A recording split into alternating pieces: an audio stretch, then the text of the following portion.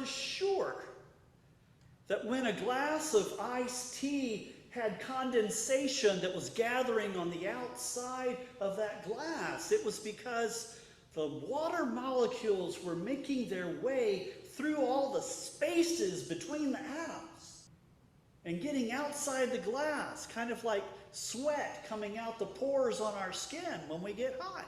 Then I learned a little better. Learned about condensation. And I had to throw that concept out the window.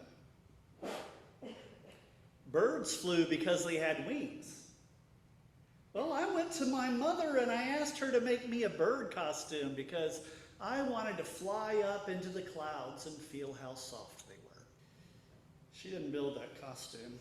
She was afraid I would climb up on the roof and try to fly. I hadn't yet heard of Icarus flying too close to the sun with waxed wings and falling to his death.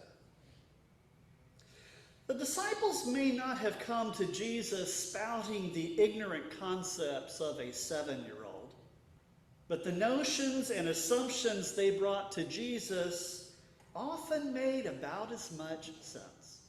When Jesus dealt with an issue like power or equality in God's reign, he had to address it multiple times from new angles before they might eventually grasp what he was telling them. Learning new concepts requires time.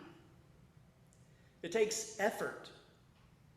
It requires lots of repetition and repetition and repetition until it finally sinks in.